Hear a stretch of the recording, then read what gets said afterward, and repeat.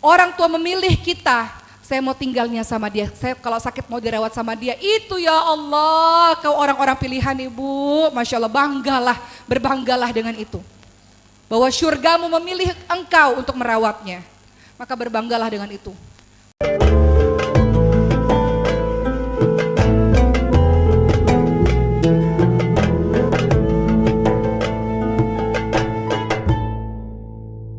Hari ini saya nggak mau ceramah, saya mau cerita dan menggugah hati ibu-ibu semua, dan saya tentunya saya ceramah untuk diri saya sendiri tentang peran sebagai seorang ibu yang luar biasa. Saya mulai dengan satu cerita, boleh?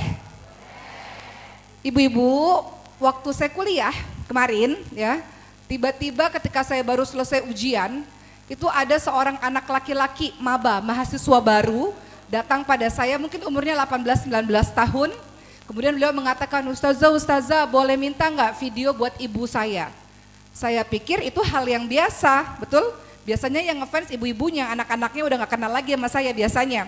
Jadi saya katakan, oh ya boleh, nama ibunya siapa, mau buat videonya tentang apa. Kemudian beliau bercerita secara singkat tentang apa yang dilakukan oleh sang ibu yang membuat saya menahan air mata supaya tidak jatuh. Apa kata beliau? Ustazah, ibu saya orang hebat, kata beliau.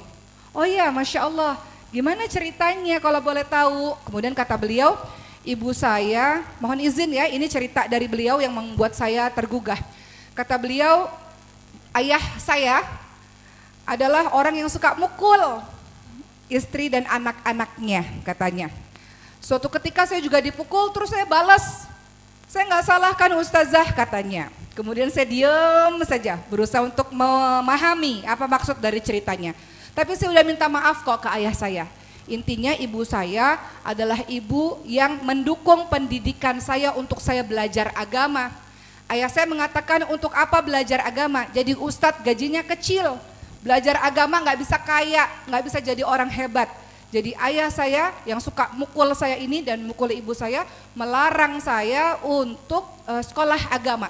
Namun ibu saya nggak tahu status ibunya bercerai atau masih menikah, beliau tidak cerita. Tapi beliau cerita ibu saya bekerja sendirian mati-matian dengan tangannya sendiri untuk membiayai saya sampai saya datang ke Azhar ini, katanya. Jadi saya ada di sini karena doa, semangat, harapan dan kerja keras dari ibu saya sehingga saya ada di sini. Cerita itu membuat dada saya bergetar dan saya butuh beberapa detik untuk membuat diri saya merasa baik-baik saja karena cerita ini membuat saya hampir menangis. Kemudian saya rekam, anak tersebut berada di sisi saya, temannya merekam video tersebut dan saya katakan, ibu, saya tidak kenal siapa ibu secara personal, tapi saya sangat bangga dengan ibu. Tidak mudah menjadi ibu tunggal. Saya nggak tahu di antara ratusan orang hari ini mungkin ada ibu tunggal atau ibu yang sudah memiliki suami tentu saja tapi merasa tunggal karena berjuang sendirian. Saya katakan pada ibu tersebut dalam rekaman, saya bangga sekali pada ibu. Saya bangga atas keyakinan, harapan, semangat yang tiada putus. Ketahuilah ibu bahwa sebagian besar para ulama maka mereka adalah ibu-ibu tunggal. Sebagian besar dari ulama, sebutkan siapa, Imam Syafi'i, Imam Bukhari dan yang lain-lain, semuanya mereka memiliki ibu tunggal, artinya ayahnya telah tiada. Namun dengan keyakinan sang ibu, mereka bekerja dengan tangannya sendiri, mereka menghantarkan anak-anak itu jadi anak-anak besar, anak-anak yang menjadi ulama-ulama besar, dan itu semua berkat tangan dari seorang ibu tunggal. Maka saya katakan semoga Allah Subhanahu wa taala menjadikan anak di samping saya ini menjadi ulama besar, tidak hanya kebanggaan ibu tapi kebanggaan umat, kebanggaan Allah dan Rasulnya. Anak laki-laki itu mengusap matanya, mengusap air matanya dan akhirnya membuat saya katakan, kamu bertanggung jawab besar ini, punya tugas besar untuk membanggakan hati ibumu, belajar sungguh-sungguh di Mesir ini. Itu satu cerita yang saya yakin bahwa banyak sekali cerita-cerita itu mungkin hampir serupa dengan cerita orang di luar sana. Ibu, berbahagialah kalau teman-teman memiliki keluarga ideal. Semua dari kita menginginkan keluarga kita sakinah mawaddah warahmah, betul? Makanya ada doa dalam surah Al-Furqan 74, doanya Rabbana hablana min azwajina wa dzurriyyatina qurrata a'yun waj'alna lil muttaqina imama. Kita berdoa kalau nanti pulang ke rumah lihat Quran itu di surah Al-Furqan 63 sampai ke 74 itu semua membahas mengenai ciri-ciri ibadur rahman, ciri-ciri hamba Allah yang soleh. Salah satunya adalah doa Rabbana hablana min azwajina wa dzurriyyatina qurrata a'yun waj'alna lil muttaqina imama. Apa arti doa itu? Kita minta kepada Allah agar pasangan dan anak keturunan jadi penyejuk hati. Kenapa doa itu harus kita ucapkan? Karena tidak semua keluarga kita, di antara kita, yang suami dan anak-anak jadi penyejuk hati. Semua orang punya masalahnya masing-masing, betul Bu? Ada rumah tangga yang harmonis, alhamdulillah. Alhamdulillah. Tapi tidak semua keluarga seperti keluargamu. Mereka menyimpan lukanya masing-masing yang mereka sembunyikan di dalam rumah tangga mereka. Maka doa ini wajib untuk diucapkan. Ada rumah tangga yang harmonis, kadang-kadang kita lihat Instagram, ya Allah suaminya romantis, ya Allah baik dan semuanya. Jangan banding-bandingkan hidup kita dengan hidup orang lain, karena semua orang ada air matanya masing-masing. Betul Bu? Ada rumah yang tiap hari ribut terus. Sebaliknya, ada rumah tangga yang silent marriage. Ini lebih mengerikan lagi. Bukan ribut lagi, udah nggak bicara lagi. Hidup masing-masing, kamu sibuk, saya sibuk. Hidup masing-masing, pulang nggak pulang terserah. Ada juga rumah tangga seperti itu, betul? Dan semua air mata itu engkau simpan sendiri di dalam rumahmu. Jadi untuk yang rumah tangganya baik-baik, alhamdulillah berdoalah kepada Allah dan bersyukur. Bersyukur, tidak semua rumah tangga seperti rumah tangga dirimu. Tapi ada rumah tangga, misalnya nih ya, ada rumah tangga yang baik-baik, kemudian kita mengatakan istri harus patuh dan taat. Dalam hati orang yang rumah tangganya bermasalah, iya, karena suamimu seperti itu. Kalau suaminya begini gimana? Kamu gak merasakan apa yang ada di posisiku, ya kan? Oleh karena itu ceramah saya kali ini berusaha untuk mencoba dari berbagai macam sisi. Untuk rumah tangga yang baik-baik saja, bersyukurlah kepada Allah Subhanahu wa taala. Suamimu baik, suamimu sabar, suamimu mengayomimu, alhamdulillah. Suamimu menjadi imam dan contoh dan guru bagimu, alhamdulillah. Bersyukur. Kadang-kadang kalau dia tiada baru engkau menyesal. Dan untuk teman-teman yang Allah uji rumah tangganya, bersabar. Bahwa Allah memberikan kebaikan kepadamu dari sisi yang lain. Mungkin ujian ada dalam keluargamu, betul kan ibu-ibu semua? Tidak ada manusia yang sempurna, ujiannya masing-masing, betul? Ada rumah tangga yang baiti jannati, itu semua harapan kita. Kadang-kadang kalau kita dengar ceramah, ya itu sih cocoknya yang rumah tangganya harmonis, lah rumah tangga saya yang misalnya kenapa-napa misalnya gitu kan. Kayaknya nggak cocok nih ceramahnya gitu kan. Makanya hari ini kita coba bedah dari berbagai macam sisi. Yang rumah tangganya sedang tidak baik-baik saja maupun yang rumah tangganya sedang baik-baik saja, Al-Furqan 74 untuk berdoa selalu. Karena kita ingin pasangan kita dan anak-anak kita jadi penyejuk hati. Walaupun pada aplikasinya kadang-kadang jauh daripada itu. Tapi kan tidak ada yang tidak mungkin. Walau orang berkata watak orang tidak bisa dirubah, tapi kan tidak ada yang tidak mungkin. Dengan doa yang kau panjatkan terus menerus, betul nggak teman-teman semua? Dan jadikan dalam doa tersebut artinya jadikanlah aku contoh untuk orang-orang lainnya ya. Jadi contoh teladan, jadi imam untuk orang-orang yang bertakwa. Jadi doa itu teman-teman semua. Hari ini di antara ratusan orang di sini, kita punya cerita kita masing-masing dalam mengurus anak-anak kita. Mengurus anak-anak, nasihat buat saya, perlu hati yang bahagia, betul? Perlu kepala yang waras, badan yang sehat. Pertanyaannya kalau kita sedih terus, gimana kita bisa ngasuh anak-anak kita? Kalau kita punya masalah dengan siapapun itu, suami, mertua, siapa, bagaimana kita bisa mendidik anak-anak kita dengan baik? Betul nggak teman-teman semua? Yang ada kita lagi pusing karena hal-hal itu, kemudian anak kita kena. Berisik banget, diam apa? Kita bisa saja berkata begitu. Kita tahu semua ilmu parenting, kita tahu Allah bilangnya begitu begini, kita tahu hadis Rasul, hadis nyuruhnya begitu begini. Tapi ketika terjadi sesuatu dalam hidup kita, yang kita punya masalah dengan yang lain, hati kita nggak baik-baik saja, apakah bisa tetap baik pada anak? Tergantung. Maka kewajiban bagi saya dan kita semua, teman-teman semua, ini saya baru ceramah beberapa menit udah ada yang netes-netes air mata, saya tahu. Udah pakai tisu-tisu nih. Karena relate kisahnya sebagian orang. Banget ya. Gak mudah ibu-ibu semua. Jadi yang ingin saya sampaikan pada ibu-ibu semua adalah kebahagiaanmu tidak tergantung pada siapapun. Tidak tergantung pada pasanganmu, tidak tergantung pada mertuamu, mungkin ada yang masalah dengan mertua misalnya. Gak bergantung dengan siapa-siapa, tidak. Kebahagiaanmu kau ciptakan sendiri, kau bertanggung jawab untuk bahagia. Kenapa kau harus bahagia? Karena anak-anakmu butuh ibu yang bahagia. Dolim rasanya, anak-anakmu harus menanggung sesuatu yang sepantasnya dia tidak tanggung. Jadi saya nasihat untuk diri saya sendiri, ibu. Wahai ibu, perjalanan hidup tidak mudah. Ibu punya kejadiannya masing-masing. Dalam surah Al-Baqarah 155 Allah senantiasa mengingatkan, وَلَنَبَلُوَنَّكُمْ بِشَيْءٍ مِنَ الْخَوْفِ وَالْجُوعِ وَنَقْصٍ مِنَ الْأَمْوَالِ وَالْأَنْفُسِ وَالثَّمَرَاتِ وَبَشِّرِ الصَّابِرِينَ. Allah akan menguji kita semua dengan takut. Pernah takut enggak dalam hidup? Kadang-kadang Allah uji dengan kelaparan. Ada ujian-ujian berupa finansial misalnya. Kekerasan kan ada 4, Bu. Kekerasan dalam fisik, ya dipukul dan sebagainya. Kekerasan fisik ada, kekerasan verbal. Enggak pakai pukul. Tapi semua kata-katanya membuat engkau depresi dan trauma. Direndahkan atau dihina dan sebagainya. Kekerasan verbal. Kekerasan verbal ini enggak berbekas, enggak kayak kekerasan fisik berbekas. Tapi itu juga makanya sekarang banyak isu mental health, betul? Karena orang-orang yang berada dalam wilayah kekerasan verbal ini kadang-kadang enggak sadar. Sampai tiba-tiba dia depresi. Makanya sekarang banyak pergi ke psikolog, psikiater, kemudian ke hipnoterapi karena depresi. Itu kekerasan verbal. Kemudian yang ketiga kekerasan finansial. Diberikan ekonomi yang tidak cukup dalam keluarga atau kekerasan seksual misalnya. Jadi kekerasan ada macam-macam.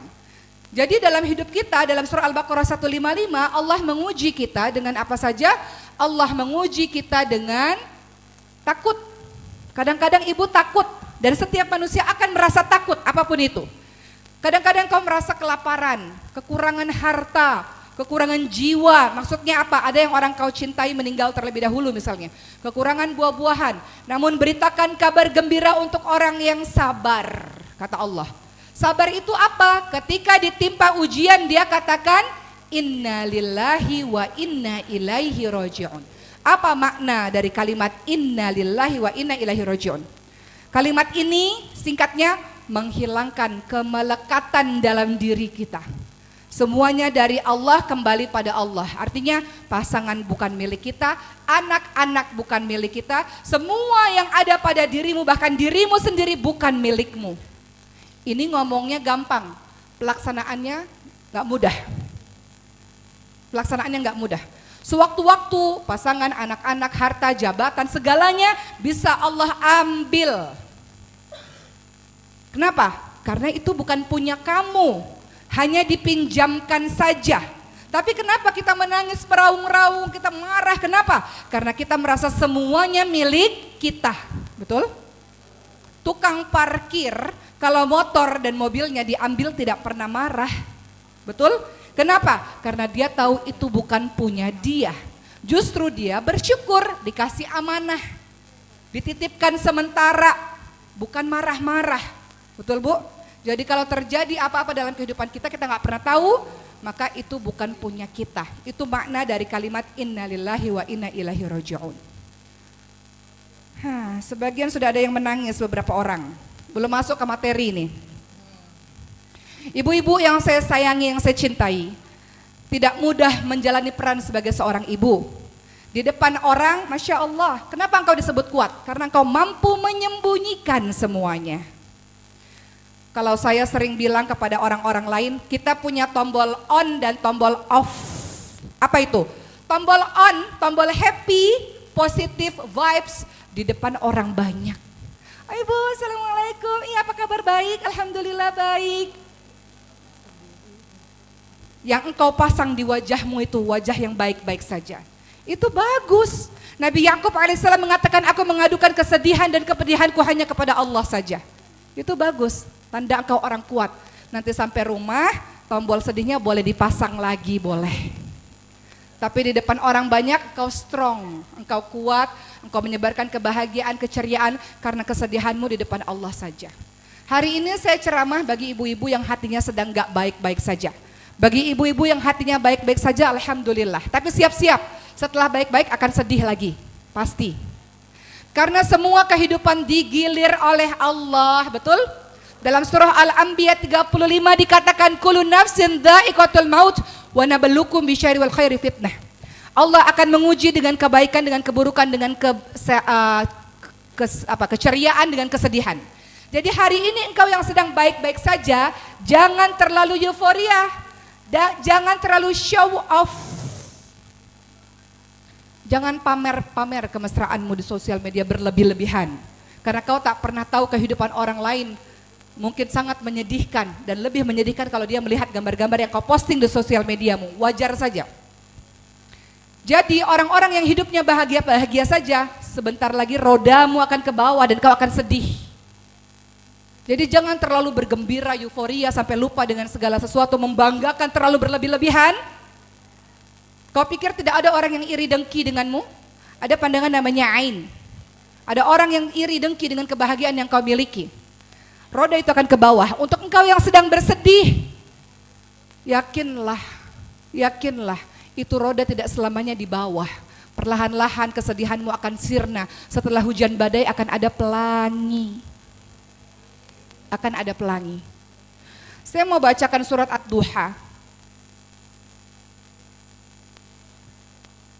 Ibu-ibu baca surat Ad-Duha, coba buka sambil lihat artinya juga. Dalam surat Ad-Duha, saya ingin menyampaikan pada ibu-ibu semua bagaimana Allah Subhanahu wa taala tidak pernah meninggalkan kita.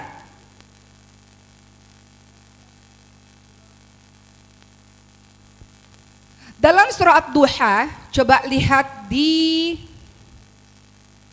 ayat ketiga. A'udzubillahi minasyaitonirrajim. Ma wadda'aka rabbuka wa ma qala.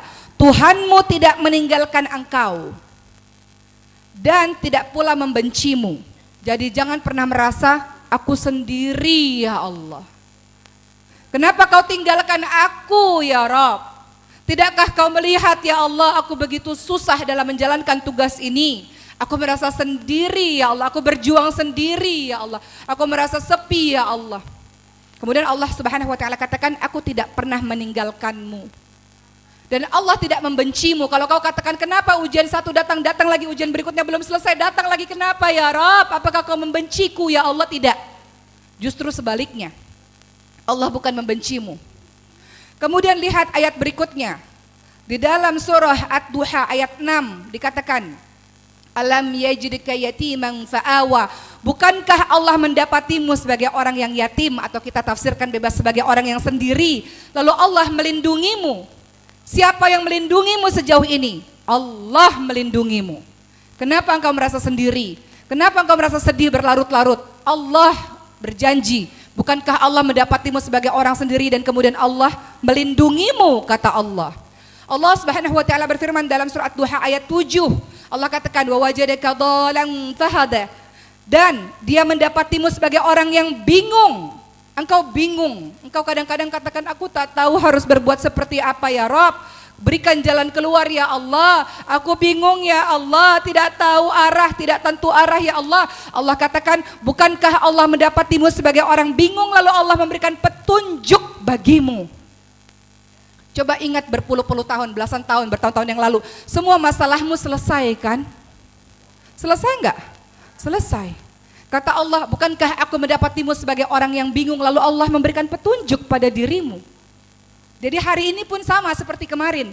Kalau kemarin-kemarin selesai, hari ini pun masalah yang ada akan selesai di waktu yang tepat nanti. Saat ini Allah masih pengen ngajarin kamu bersabar. Saat ini Allah masih pengen melihat air matamu yang tumpah ruah itu setiap malam. Saat ini Allah masih ingin melihat kamu belajar banyak hal lewat kejadian-kejadian yang Allah kirimkan. Kemudian Allah katakan dalam surat Duha ayat ke 8 Allah katakan wa wajadaka ailan fa'aghna, kata Allah, dan Allah mendapatimu sebagai orang yang kurang, lalu Allah memberikan kecukupan kepada dirimu. Jadi berdasarkan ayat-ayat ini, wahai ibu, kau tidak sendirian, kau tak perlu takut, kau tak perlu bingung, kau tak perlu sedih berlarut-larut dalam menjalankan tugas yang tidak mudah. Nanti kalau suatu hari di sini kan di antara ratusan orang ada ibu-ibu yang bahagia, alhamdulillah. Ceramah ini tidak akan relate kalau ibu-ibu sedang dalam kondisi yang baik-baik saja. Tapi ketika mendapati sesuatu yang susah, ingat ceramah saya pada hari ini. Ingat ayat-ayat yang saya bacakan bahwa everything's gonna be okay. Hidupmu akan baik-baik saja. Karena Allah menjanjikannya seperti itu. Sekarang kita lihat Al-Baqarah 186 untuk memastikan dan meyakinkan dirimu hidupmu akan baik-baik saja. Tidak akan terjadi apa-apa. Apa yang terjadi dalam hidup kita teman-teman semua adalah cara Allah mengajarkan kita. Bukankah kalau kita pergi ke dokter, dokter memberikan obat yang rasanya pahit? Ada nggak obat rasanya manis banget kayak permen, kayak coklat? Rasanya pahit, nggak enak. Sama seperti sekarang Allah lagi ngasih obat buat kita, kadang-kadang nggak enak, tapi kemudian akan menjadi baik. Dalam Al-Baqarah 186, saya bacakan artinya. Allah Subhanahu wa taala berfirman, A'udzubillahi minasyaitonir rajim. Wa idza sa'alaka 'ibadi 'anni fa inni qarib ujibu da'watad da'i idza da'an falyastajibu li wal yu'minu bi la'allahum yarshudun. Kata Allah Subhanahu wa taala, dan apabila hamba-hambaku bertanya, ya Allah, engkau di mana ya Allah? Apa kata Allah? Katakan, aku dekat. Aku sangat dekat. Aku lihat semua yang terjadi pada dirimu. Aku dengar, aku tahu.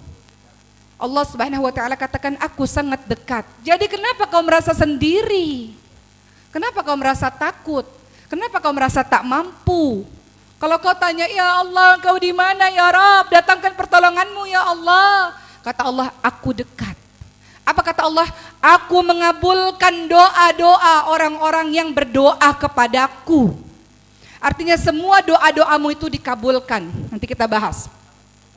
Asalkan mereka beriman kepadaku dan asalkan mereka menuruti perintahku. Tapi aku berdoa belum dikabulkan karena Allah mengabulkan doa dengan 3 cara. Hari ini kau minta, Allah langsung berikan. Ya Allah, aku miskin, mau kaya, tiba-tiba besok dapat sesuatu, jadi kaya raya misalnya. Ya Allah, aku mau anakku jadi bayi, ya Allah, yang tadinya terlibat nauzubillah min dzalik kenakalan remaja misalnya atau apapun itu, tiba-tiba jadi baik. Atau sebaliknya suamiku ya Allah, tiba-tiba jadi baik misalnya. Jadi Allah mengabulkan doa dengan 3 cara. Hari ini berdoa langsung dikabulkan. Kedua, Allah kabulkan doa dengan cara Allah mengganti dengan yang lebih baik. Misalnya ada contoh, ya Allah sembuhkan penyakitku, Allah gak sembuhin. Misalnya Allah gak sembuhin. Tapi justru dengan dia sakit, dia semakin taat dan patuh kepada Allah Subhanahu wa taala.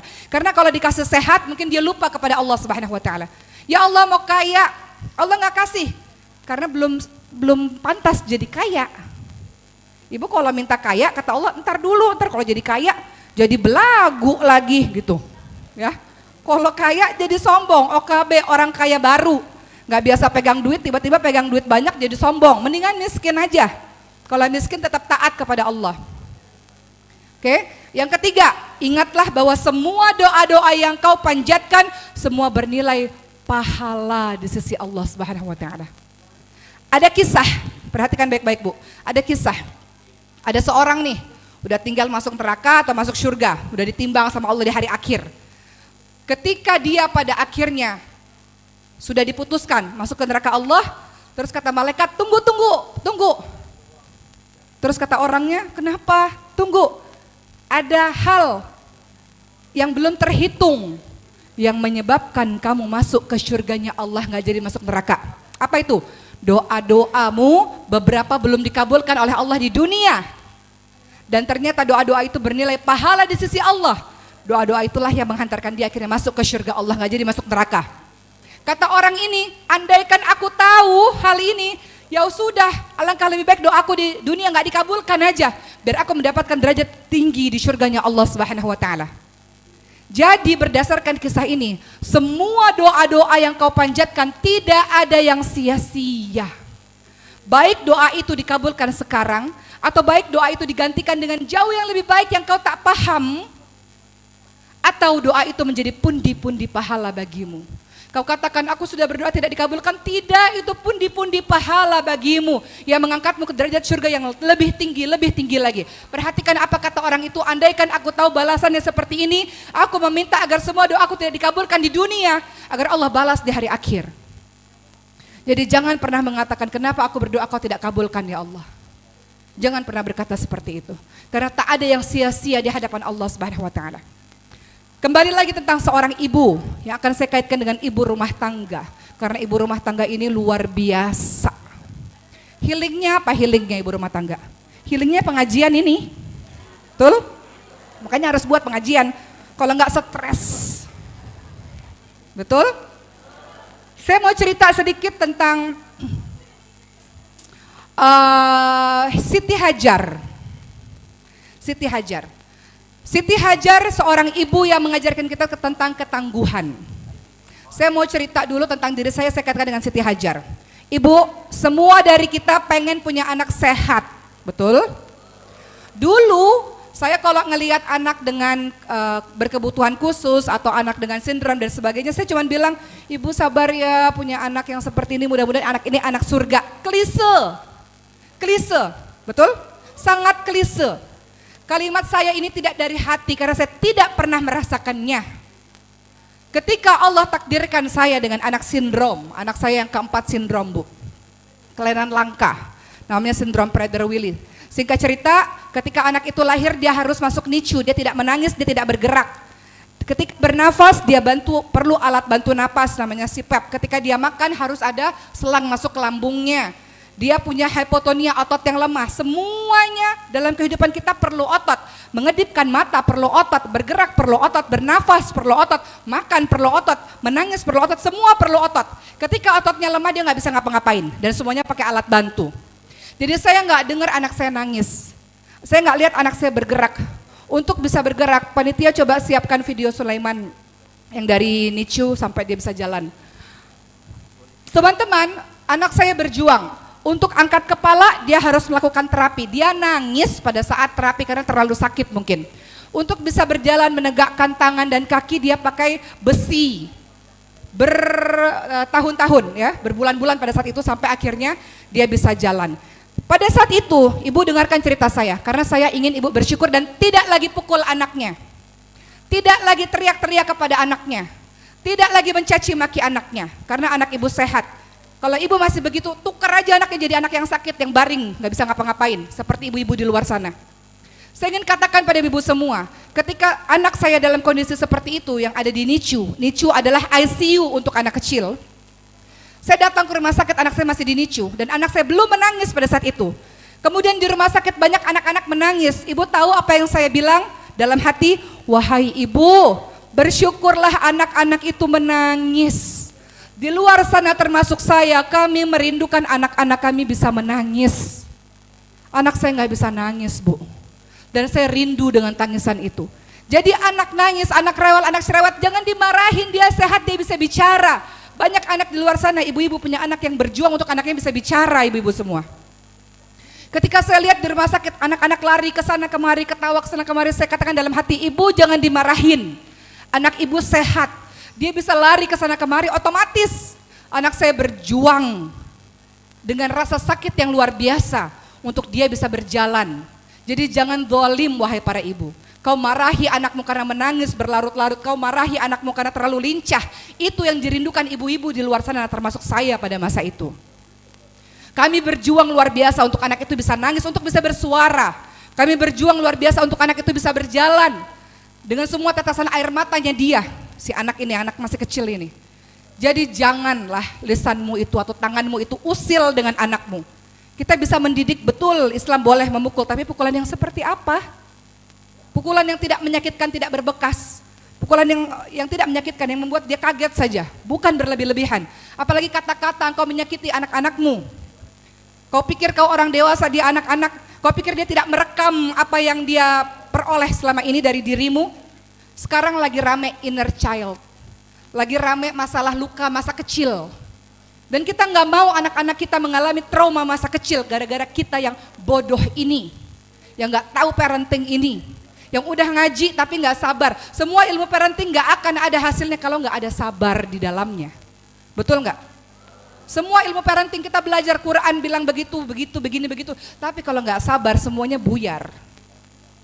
Kesabaran itu siapa yang kasih? Kesabaran itu karena ada ilmu. Makanya kita belajar hari ini. Dan kesabaran itu karena pertolongan dari Allah Subhanahu Wa Taala. Kita bisa buka videonya, video Sulaiman.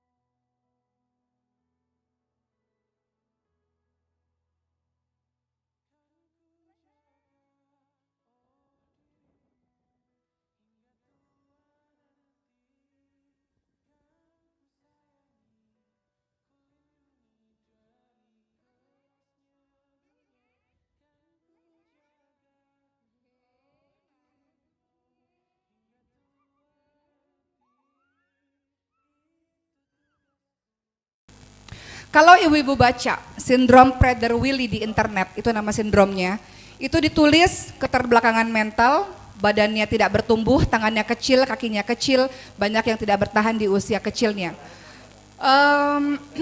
Apa yang saya pelajari dari kisah ini, saya katakan pada Allah, tapi saya masih boleh berharap kan ya Allah? Masih boleh kan ya Allah? Saya harus punya harapan supaya saya semangat dalam menjalani hari demi hari. Karena bagi seorang manusia, bagi kita para ibu, kalau kehilangan harapan dan semangat, buyar semuanya.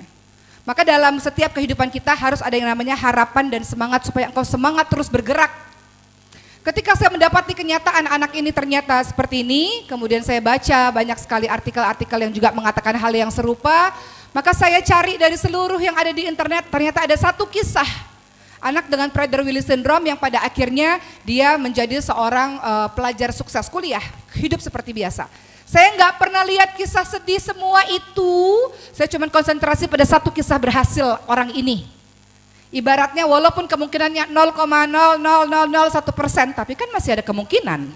Kenapa saya harus konsentrasi kepada yang lain-lain yang sedih-sedih? Saya harus membuat diri saya berharap penuh, dengan punya harapan saya semangat menjalani pengobatan dan hari demi hari. Dan saya yakin bahwa Allah memberikan kesembuhan. Sampai akhirnya alhamdulillah, walaupun hari ini masih terus berjuang dengan suntik tiap hari dan sebagainya, alhamdulillah sekarang Sulaiman berusia 5 tahun. Yang ingin saya sampaikan pada ibu-ibu semua, bahwa ketika saya menjalani semua hal ini, saya teringat dengan kisah Siti Hajar. Siti Hajar mengajarkan arti kesabaran, ketangguhan, optimis, semangat, harapan, tawakal ala Allah, itu dari Siti Hajar. Jadi ketika saya mendapati kisah demikian, saya teringat Siti Hajar. Bayangkan, ibu tahu semua kisahnya. Saya akan kembali mendetailkan kisah Siti Hajar supaya engkau tidak merasa sedih sendirian dan berjuang sendirian. Lihat apa yang dilakukan Siti Hajar. Siti Hajar sendirian tanpa suami. Saya berkata begini, mungkin ibu tunggal atau ada orang yang berumah tangga tapi merasa berjuang sendirian. Maka kisah ini akan relate dengan orang-orang yang punya kisah demikian. Kembali lagi, kisah kalau suaminya baik dan sebagainya, alhamdulillah, bersyukurlah pada Allah. Saya akan kisahkan Siti Hajar. Ketika Siti Hajar seorang diri dengan bayinya Ismail alaihissalam, Siti Hajar hanya berkata pada suami, apakah ini memang perintah dari Allah? Kemudian sang suami hanya mengangguk, kemudian pergi meninggalkan. Siti Hajar tahu bahwa ini adalah takdir. Setiap apa yang terjadi dalam hidup kita, lihat rukun iman. Rukun iman yang keenam apa? Percaya pada, jangan ngomongin dulu percaya kepada Allah, percaya kepada qada dan qadar dulu. Artinya apa? Kau percaya pada takdir semua yang Allah berikan padamu. Artinya apa? Ketika kita mengatakan saya beriman kepada qada dan qadar, artinya apa? Saya ridho ya Allah. Dengan semua yang engkau berikan dalam hidupku, itulah yang terbaik ya Rob. Gak ada takdir buruk teman-teman semua. Semua takdir adalah baik. Hanya saja kita terlalu bodoh sehingga kita tidak bisa memahami takdir itu. Sampai satu masanya nanti kau akan katakan, alhamdulillah aku melalui semua ini ya Rob. Betul? Karena dengannya aku belajar banyak. Jadi kalau kau mengatakan aku beriman kepada qada dan qadar, artinya aku ridho ya Allah. Apa ridho? Aku terima ya Allah. Semua takdir yang kau berikan kepadaku, aku terima ya Rob. Asalkan berikan aku kekuatan untuk bisa melewatinya. Jadi untuk teman-teman semua, saya hanya ingin mengatakan pada teman-teman semua, apapun yang terjadi dalam hidupmu saat ini, itulah yang terbaik untukmu. Apa kata Allah dalam surah Al-Baqarah 216? 10 menit lagi selesai. Apa kata Allah Subhanahu wa taala dalam surah Al-Baqarah 216? Catat ayatnya, baca di rumah supaya menguatkan dirimu. Kata Allah, wa asa an takrahu syai'a wa huwa khairul lakum wa asa an tuhibbu syai'a wa huwa syarrul lakum wallahu ya'lamu wa antum la ta'lamun.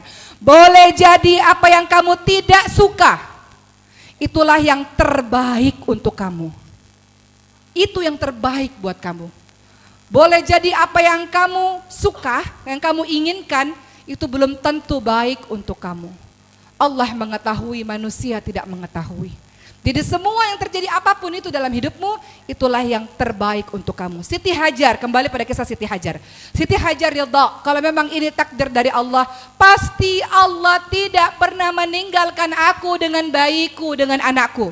Allah lihat, Allah, aku ada di sini ya Rob. Siti Hajar mengajarkan pada kita bergantung penuh kepada Allah Subhanahu wa taala. Lihat apa yang dilakukan Siti Hajar. Wahai para ibu, jangan putus asa, jangan berhenti berharap. Jangan lemah, jangan sedih terus-menerus. Anakmu memerlukan dirimu, anakmu memerlukan ibu yang kuat, ibu yang optimis, ibu yang penuh harap, ibu yang bahagia. Dan kau harus menjadi ibu yang bahagia untuk membahagiakan orang lain, untuk membahagiakan anakmu.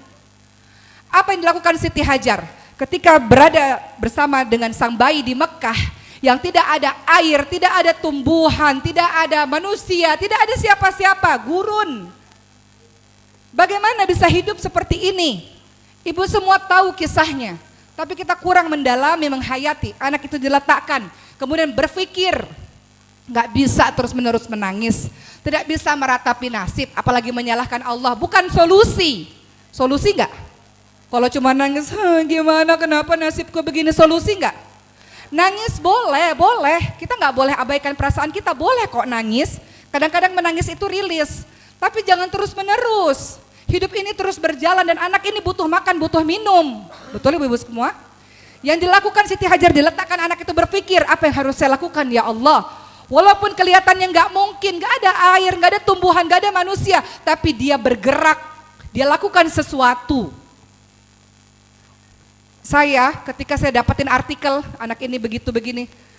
Tapi kan masih ada, walaupun sedikit harapan. Saya harus bergerak dong. Siti Hajar bergerak kok, walaupun kelihatannya nggak mungkin ada jalan keluar, tapi dia bergerak. Dia lakukan sesuatu. Dia nggak diam, dia nggak nangis terus menerus. Apa yang dilakukan Siti Hajar? Berlari dengan telanjang kaki ke bukit Sofa yang sangat tinggi. Sampai di bukit Sofa, Di mana ada air, di mana ada tumbuhan, di mana ada manusia. Anakku hampir mati kehausan. Di mana ada air? Turun ke Bukit Sofa, lari ke ujung sana ke Bukit Marwa. Begitu 7 kali bolak-balik. Bergerak, masih bergerak. Walaupun di otaknya ini nggak ada air, nggak ada kehidupan ini. Tapi kan nggak mungkin kita diam aja. Maka beliau melakukan sampai titik darah penghabisan. Semua pengorbanan perjuangan seorang ibu, belajarlah dari kisah Siti Hajar. Dia nggak berhenti, beliau nggak putus asa, beliau nggak menangis meratapi nasib, beliau nggak lemah. Bangkitlah wahai para ibu. Buat anak-anakmu lebih hebat dibandingkan dengan dirimu. Buat derajat anak-anakmu lebih tinggi dibandingkan dengan dirimu. Mereka perlu ibu-ibu yang hebat, ibu yang kuat, ibu yang bangkit, ibu yang waras, ibu yang bahagia. Dan kau yang bertanggung jawab untuk membuat dirimu seperti itu, bukan orang lain. Gimana aku bisa bahagia begitu begini? Kita yang menciptakan kebahagiaan diri kita sendiri. Kau yang cari kebahagiaanmu sendiri. Untuk siapa? Untuk anak-anakmu, untuk darah dagingmu yang harus hidup baik, lebih baik dibandingkan hidupmu. Maka yang dilakukan Siti Hajar setelah berjuang ke sana kemari, akhirnya Allah melihat perjuangannya. Allah nggak tidur, Allah lihat setiap detik perjuangan yang dilakukan oleh Siti Hajar, setiap peluh, setiap keringat, setiap air mata, setiap kesakitan, setiap susahnya Siti Hajar Allah lihat. Gak mungkin Allah diam saja dengan semua amal saleh yang dilakukan oleh Siti Hajar, perjuangan seorang ibu. Maka Allah berikan air zam-zam untuk Siti Hajar. Dan akhirnya anak itu bisa makan, minum, dan akhirnya menjadilah kota Mekah seperti yang sekarang. Dari cerita Siti Hajar, saya hanya ingin mengingatkan pada ibu-ibu semua bahwa ibu tidak mudah menjadi seorang ibu. Kadang-kadang kau diuji dengan gak punya duit itu menyakitkan, betul? Apalagi gak punya duit ketika orang yang kita cintai sakit. Gak punya duit untuk sekolahin anak menyakitkan. Kita mau kasih kebaikan untuk anak kita tapi kita gak ada duit, itu menyakitkan. Menjadi seorang ibu gak mudah, uang belanja sedikit misalnya, ya dari suami misalnya. Atau kehidupan hati kita lagi gak baik-baik aja, gak mudah. Tapi engkau ibu, engkau yang lebih dewasa dibandingkan dengan anak-anakmu. Maka punyalah kontrol yang baik untuk dirimu sendiri. Jangan zalim pada anakmu. Engkau bermasalahnya dengan siapa, hatinya lagi gak baik-baik saja, anakmu kena, jangan zalim. Minta maaf. Kembali ke anak-anakmu dan katakan, Uma tadi baru ikut kajian, mama baru ikut kajian gitu ya. Saya minta maaf, mama minta maaf sayang. Maaf belum jadi ibu yang baik. Maaf belum jadi ibu yang sabar. Maaf belum jadi ibu yang berilmu. Kita ini banyak kurangnya bu, banyak kurangnya. Anak-anak itu banyak orang soleh dibandingkan dengan diri kita. Mereka belum punya anak sampai hari ini. Padahal sholat malamnya tiada putus, Qur'annya lebih banyak. Allah kirimkan anak itu untuk kita yang belum soleh ini karena Allah percaya menitipkan hambanya itu kepada kita. Maka tugas kita terus belajar. Kalau orang tanya ngapain saya belajar terus untuk anak-anak saya.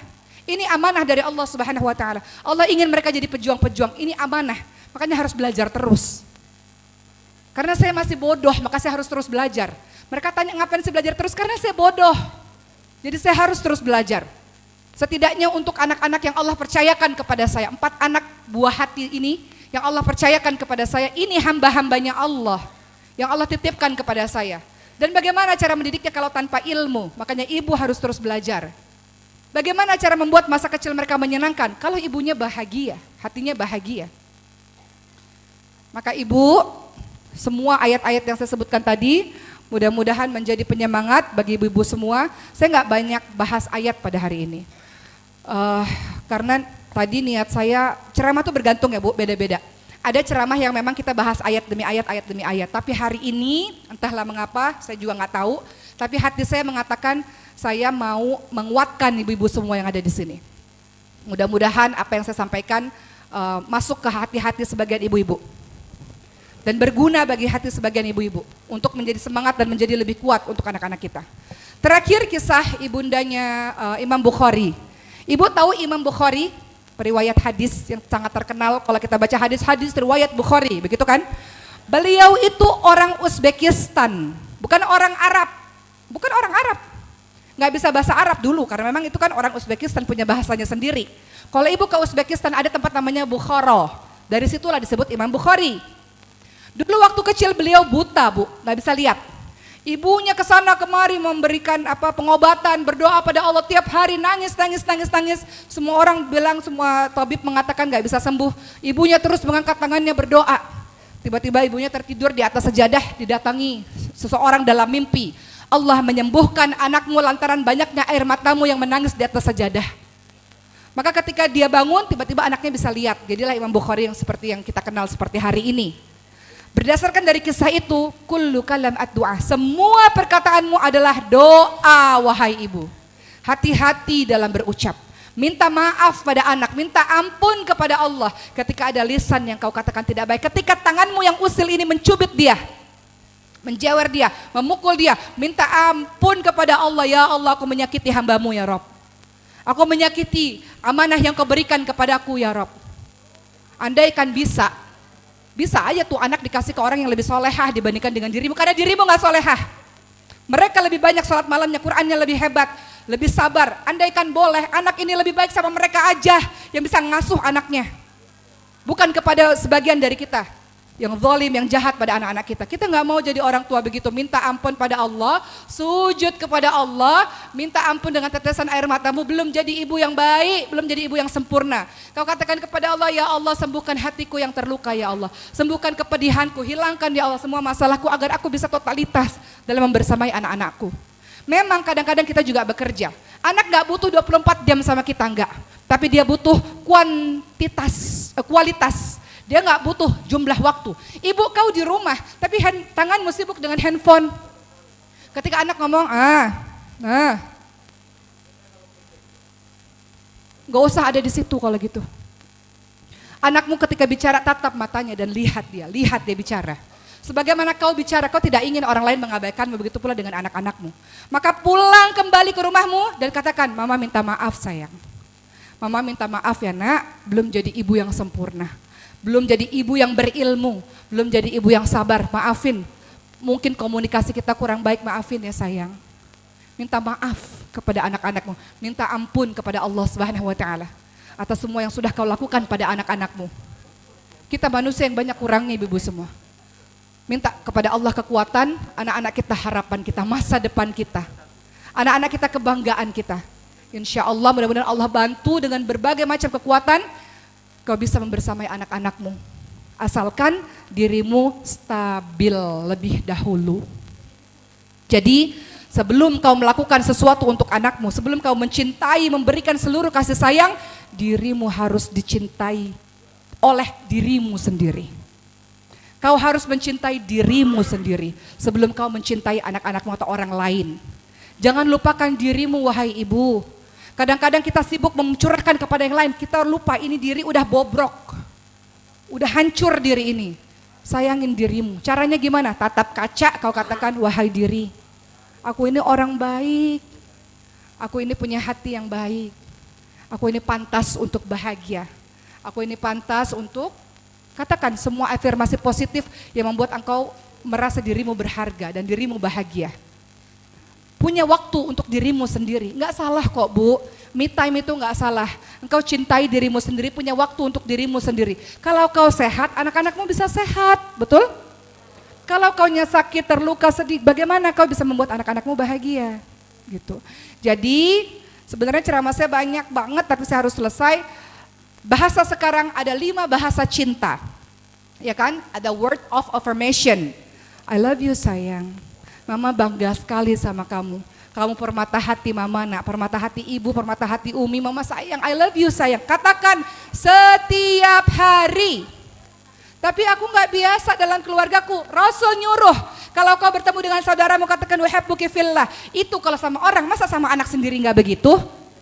Maka katakan mulai dari sekarang, yang belum punya kebiasaan begitu katakan, nak, I love you sayang. Mama sayang kamu nak, mama cinta kamu nak, I love you sayang.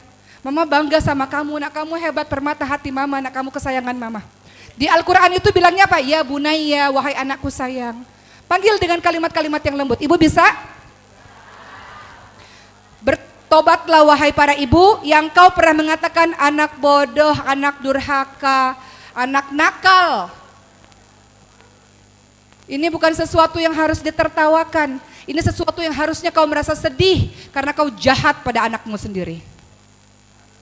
Ibu-ibu masih fokus dengar saya? Word of affirmation. Katakan kalimat-kalimat positif pada anakmu. Kedua, physical touch. Peluk dia, cium dia. Ada seorang bernama Al-Aqra datang pada Rasul. Ya Rasul, saya nggak pernah tuh cium anak saya. Kata Rasul, man la yarham la yurham. Barang siapa yang tidak menyayangi, tidak akan disayangi.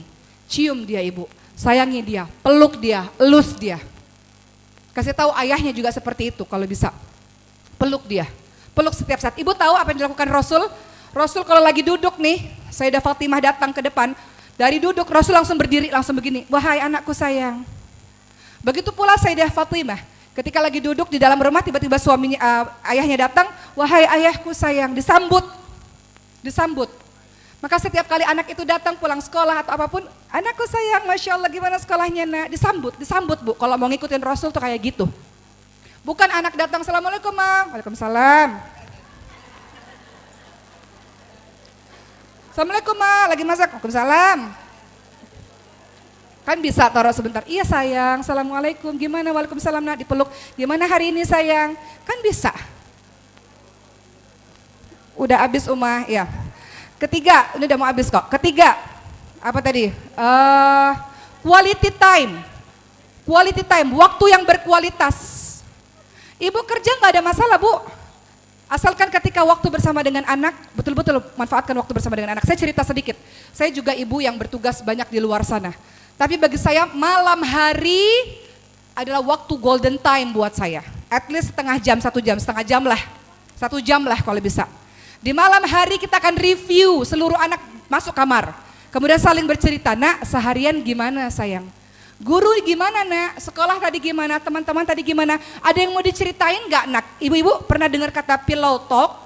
Lakukan itu pada anak-anak. Ada yang mau diceritain gak sayang? Apa yang terjadi pada hari ini? Kalau Uma tadi hari ini ceramah nak, Uma hari ini begitu begini, sampaikan pada dia. Itu yang pertama. Kedua, saya punya ritual menceritakan kisah-kisah Nabi atau kisah-kisah orang-orang soleh. Karena di dalamnya sedang memasukkan nilai-nilai kepada anak-anak. Ketiga, doa bersama-sama. Ya Allah, terima kasih ya Allah atas apa yang kau berikan pada hari ini ya Allah. Terima kasih atas kesempatan bisa menuntut ilmu. Terima kasih ya Allah bisa dikasih kesehatan ya Allah. Balaslah kebaikan orang-orang yang berbuat baik pada kami ya Allah. Balaslah kebaikan guru-guru kami ya Allah. Balas semuanya, didoain bersama-sama. Itu afirmasi di dalam otaknya, maka itu menjadi sebuah kebiasaan baginya untuk mendoakan. Saya katakan pada anak saya, Maryam mau jadi apa? Kita doa bareng-bareng nak. Ya Allah mudahkanlah Maryam ngafalin Quran ya Allah, selesai Qurannya. Kata anak-anak lainnya, aku juga ya Allah, Khadijah juga ya Allah, Ibrahim juga ya Allah. Terus Khadijah mau doa apa? Ya Allah, Khadijah mau jadi orang kaya ya Allah.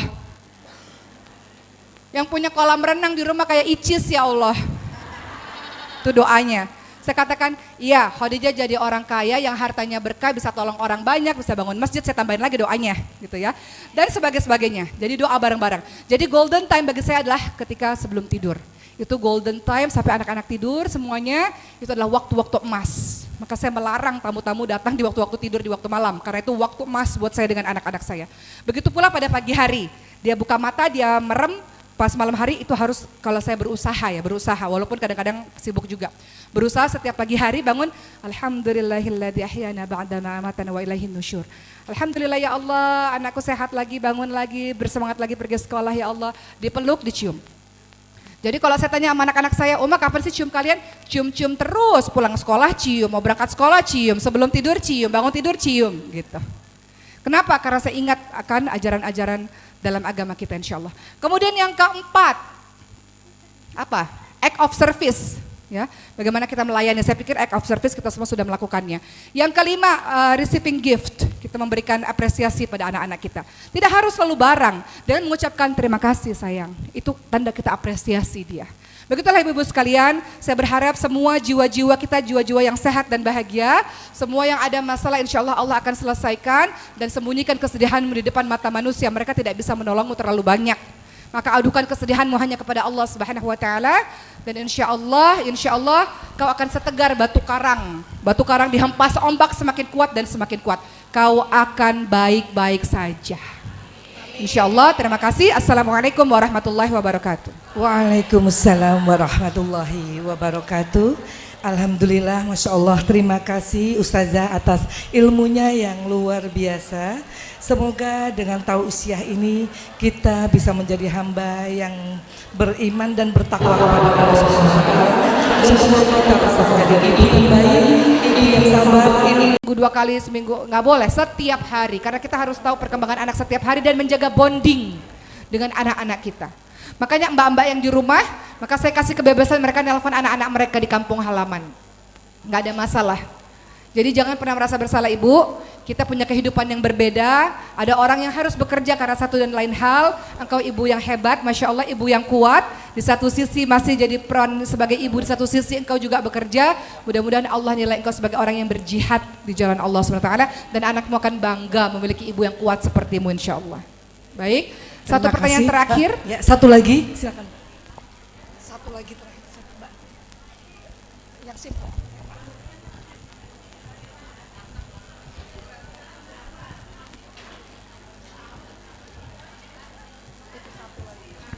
Ibu, sebelum saya mulai, saya minta maaf kalau ada kata-kata saya yang dinilai terlalu keras. Semata-mata ini memotivasi diri saya. Kadang kalau terlalu lembut nanti nggak semangat ibu-ibunya, ya. Jadi mohon maaf kalau saya menggunakan diksi ibu kita ini bodoh. Saya minta maaf kalau menggunakan kata-kata yang mungkin bagi sebagian orang tidak nyaman didengar di telinga. Tapi saya berpikir bahwa dengan kata-kata itu menguatkan diri saya dan kita semua. Untuk menggugah hati kita lebih bersemangat mengasuh anak-anak kita. Begitu ya Bu? Saya mohon maaf kalau kata-katanya kurang sopan atau kurang tepat di telinga ibu-ibu semua. Silakan Bu. Assalamualaikum warahmatullahi wabarakatuh. Perkenalkan, nama saya Ibu Ekowati dari lingkungan SMP 258 Cibubur, tepatnya RT 8 RW 3.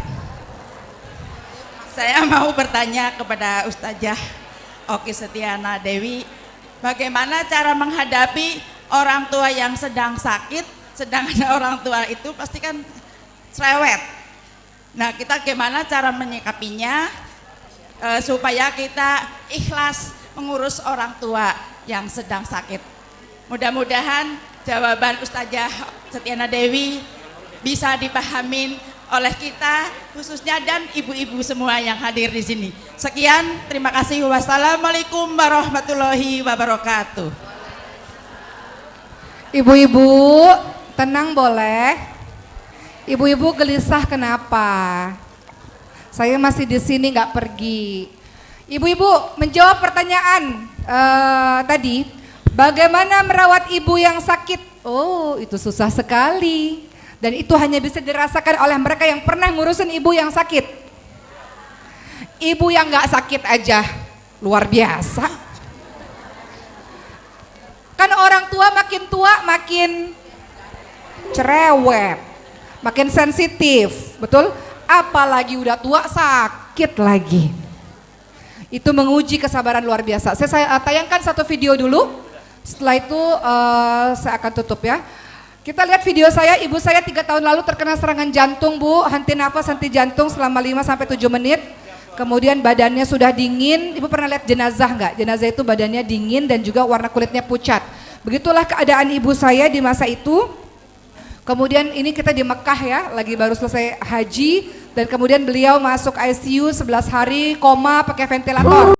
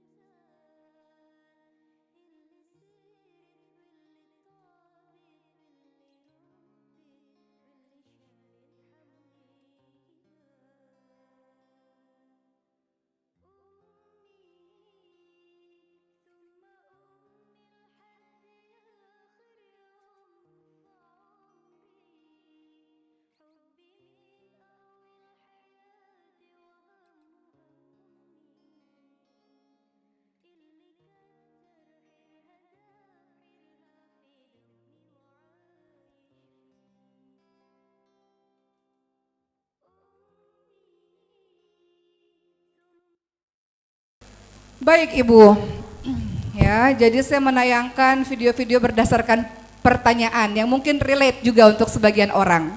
Kan Allah uji kita beda-beda ya, ada yang Allah uji orang tuanya sakit, ada yang Allah uji anaknya, suaminya dan sebagainya. Saya berharap kehadiran saya yang sebentar mampu membuat sesuatu perubahan dalam diri, setidaknya memberikan semangat pada ibu-ibu semua, bahwa saya pun mengalami hal yang ibu alami juga.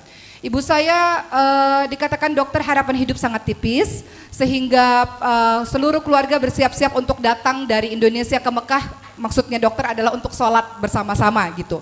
Karena harapan hidup tipis. Kalaupun hidup maka bertahan dengan alat seumur hidup. Lagi-lagi saya berkata, kan saya masih boleh berharap kan ya Allah. Makanya dari awal ceramah saya katakan kelemahan, kehilangan terbesar bagi seseorang adalah ketika dia sudah mulai kehilangan harapan. Ketika dia kehilangan harapan, dia kehilangan semangat. Maka saya katakan pada Allah, ya Allah, mereka kan manusia ya Allah, saya bolehkan berharap. Saya bolehkan berharap ya Rabb untuk Engkau menyembuhkan ibu saya walaupun kata mereka susah ya Allah. Allahumma Rabbana sa'adhi bil ba'sa ishfi anta syafi ya Allah, Kau penyembuhkan ya Rabb. Maka dokter mengatakan, oke, Engkau punya Allah di depan sana. Berdoa kepada Allah SWT, maka saya sholat malam Bu, dari jam 2 sampai jam 6 pagi setiap hari. Kemudian kata dokter, bersodakohlah, karena sodakoh bisa menolak penyakit, sodakoh bisa menolak bala, sodakoh bisa menolak bencana. Bersodakohlah dan kemudian meminta kepada Allah Subhanahu Wa Taala. Pada saat semua orang mengatakan sudahlah ikhlas, Loki ikhlas, saya katakan iya, saya ridha dengan ketetapan Allah, tapi kan saya masih boleh berharap. Untuk saya berdoa semaksimal yang saya bisa kepada Allah Subhanahu Wa Taala. Yang ibu lihat di akhir video, dokter mengatakan ventilator tidak bisa dipakai selamanya, maka harus dibolongin lehernya pakai alat. Namanya tracheostomy. Maka alat itu dipakai seumur hidup. Maka ketika saya sudah tanda tangan, ya Allah, kalau memang ini yang terbaik bagimu ya Allah. Tiba-tiba dokter katakan, ibu kamu keadaannya mulai membaik dan boleh keluar dari ICU. Tiba-tiba Bu. Padahal saya sudah siap-siap itu. Sudah siap-siap dipindahkan ke rumah sakit yang lebih besar untuk dibolongin lehernya. Kemudian tiba-tiba dokter katakan, udah boleh keluar. Giliran saya yang bingung, udah boleh keluar dok? Iya udah boleh keluar. Dan sampai hari ini yang kata dokter mungkin kalau hidup akan pakai alat seumur hidup, ibu saya sehat ibu. Apa kata beliau? Kematian itu kan beliau merasa dirinya sudah mati ya, karena sudah tidak bernafas 7 menit tadi. Kata beliau, kematian itu bukan sesuatu yang harus ditakutkan. Kematian itu adalah pertemuan dengan sang kekasih, dengan Allah Subhanahu Wa Taala. Jadi kalau seseorang meninggal dunia, yang sedih orang yang di dunia karena merasa berpisah. Tapi kami yang sudah meninggal, karena beliau merasa sudah pernah meninggal gitu ya.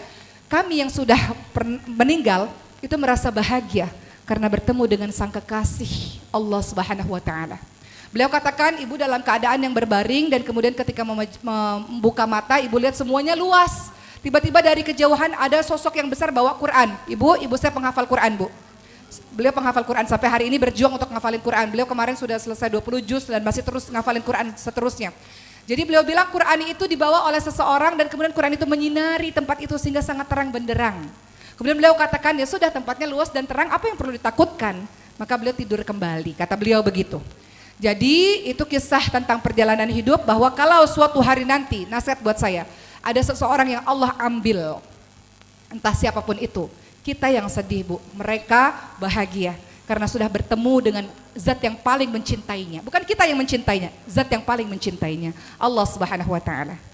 Dan untuk ibu-ibu yang merawat orang sakit tidak mudah Ibu. Pertama, ingatlah bahwa orang tua punya batas waktu. Tidak selamanya kau mengasuh orang tuamu, itu enggak selamanya. Kedua, memang lelah, memang capek, memang capek, memang lelah. Kadang kita stres sendiri gitu. Tapi Allah memberikan kekuatan kepada dirimu, maka minta kekuatan. Ya Allah, mudahkan rezeki supaya bisa mengobati ibu dengan baik. Ya Allah, berikan kekuatan. Minta sama Allah, yang bisa kasih kekuatan, kesabaran itu Allah. Jadi minta aja sama Allah. Perbaiki hubunganmu dengan Allah. Itu aja, kedengarannya simpel, sederhana, tapi gak semua orang bisa lakukan. Itu yang saya lakukan pada saat itu. Saya gak bilang saya baik, saya pun masih banyak kekurangan yang masih banyak dosanya. Tapi siapa yang bisa menguatkan saya pada hari itu Bu? Gak ada. Ketika dokter mengatakan susah, harapan hidup tipis, gimana dok? Susah, harapan hidup tipis. Kepada siapa saya berharap?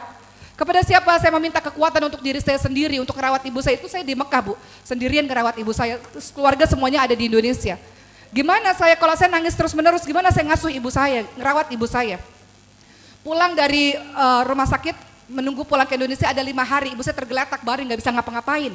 Saya gantiin pampers sehari 8 kali ganti pampers, saya suntikin buat cek darahnya seperti apa, obat-obatannya segala macam. Lelah nggak? Lelah. Tapi ini ibu saya, kenapa saya bilang begitu teman-teman saya sekalian? Saya bilang sama Allah, ya Allah, ayah saya meninggal mendadak Bu, mendadak. Gak ada angin, gak ada hujan, mendadak, kaku, ditemukan 8 jam kemudian. Saya katakan, masa ibu saya harus begitu dok? Allah sama seperti ayah saya. Kenapa izinkan saya, kasih saya waktu untuk berbakti pada ibu saya. Saya katakan begitu, karena saya nggak sempat bakti sama ayah saya meninggal mendadak. Masa kejadian ibu saya sama seperti ayah saya, ya Rob.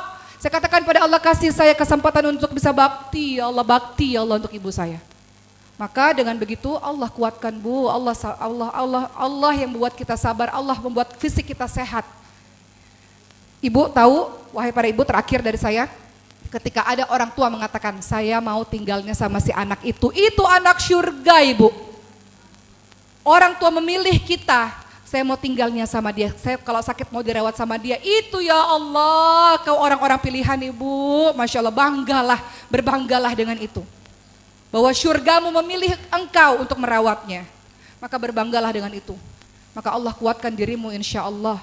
Ibumu tahu siapa di antara semuanya bahwa dia memilih dirimu, engkau istimewa wahai ibu. Engkau istimewa, Masya Allah. Semoga Allah menguatkan bagi siapa-siapa yang sedang merawat orang-orang yang sakit, dan bagi siapapun yang orang tuanya sedang sakit, berharaplah dan berdoalah Allah memberikan yang terbaik untuk mereka insya Allah. Dan memberikan kesembuhan yang tiada datang penyakit berikutnya. Kalaulah kata Allah memang sudah seperti itu dan kembali kepada Tuhannya, dia kembali kepada zat yang sangat mencintainya insya Allah.